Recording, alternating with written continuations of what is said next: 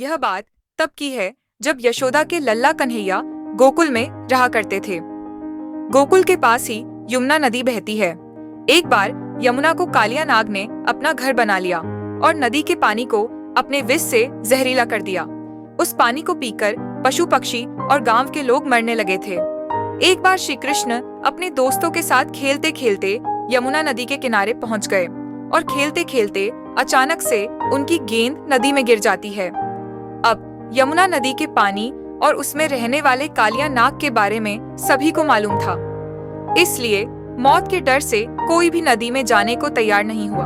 तब श्री कृष्ण ने कहा कि मैं गेंद लेकर आता हूँ। सभी बच्चों ने उन्हें नदी में जाने से रोका, लेकिन वह नहीं माने और नदी में छलांग लगा दी।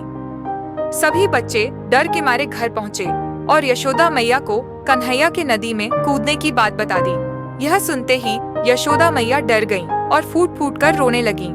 यह बात धीरे धीरे पूरे गोकुल धाम में जंगल की आग की तरह फैल गई। सभी दौड़े दौड़े यमुना नदी किनारे आए गए, लेकिन कृष्ण अभी तक वापस नहीं आए थे। वहीं नदी में कृष्ण को देखकर कालिया नाग की पत्नियों ने उन्हें वापस जाने को कहा, लेकिन कृष्ण नहीं माने और तभी कालिया नाग जाग गया।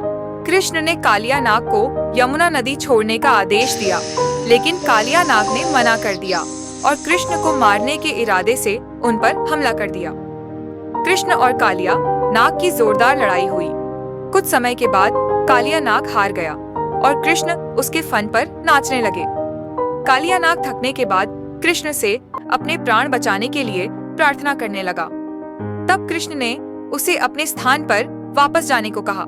कालिया ने कहा कि वहां पर गरुड़ मुझे मार डालेगा, मैं वहां कैसे जाऊं? इस पर कृष्ण ने कहा कि मेरे चरणों के निशान तुम्हारे फन पर हैं, उसे देखकर गरुड़ तुमको नहीं मारेगा।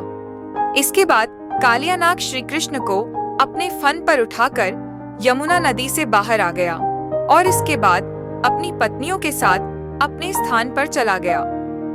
कृष्ण को सही सलामत वापस पाकर सभी बहुत खुश हुए और गोकुल में उत्सव मनाया गया।